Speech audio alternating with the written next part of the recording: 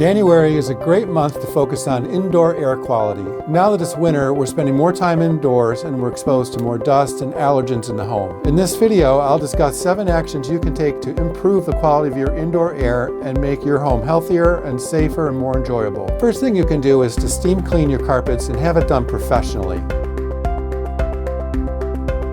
The professionals have machines that can really get all the dirt out of your carpet, and it's recommended that you do this at least once a year. Second thing is to clean your furnace air ducts. Cleaning all the components of your furnace's air circulation system is something that experts recommend be done every 3 to 5 years.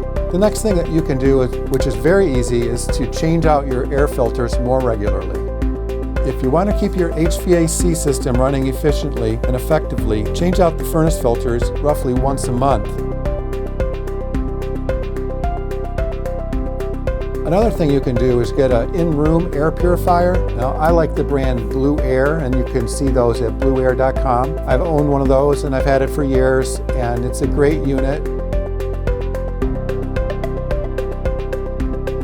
Number 1, get one that's big enough to actually do the job. Number 2 is to make sure and change out the filters in the unit as well. They need to be changed just like your furnace filters do.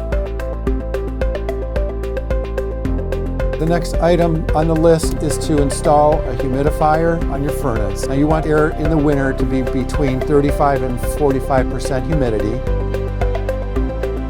Anything below that causes your skin to dry out and your nose and throat to feel dry. Above 45% and you might see condensation on your windows and even moisture on your windowsills, which can be the beginning of causing rot to your woodwork or even creating mold. This is a great time to check out several things in your home to minimize the risk of mold happening. Number 1 is to dehumidify your basement in the summertime. As moisture cools, it condenses and turns into water. Dehumidifier and heating the indoor air will greatly reduce the amount of moisture. The next thing is to check for any seepage or leaks along the base of your foundation by gutters and downspouts that aren't properly removing water from around the foundation, and also by having a negative grade on the ground towards your foundation. So when water hits the ground, it needs to slope away from the home, from the foundation out into your yard, and this will shed the water away from your basement. Another area where mold can lurk is in your attic. So it's a great idea to hire a roofer, if you've never done this, to go up in your attic and check for leaking along soffits and flashings. So mold in the attic can be a really big problem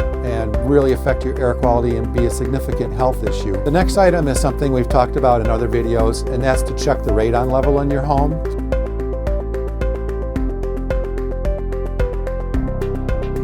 Make January your indoor air quality month and dig in and improve the air quality in your home and the quality of life for you and your family. Thank you.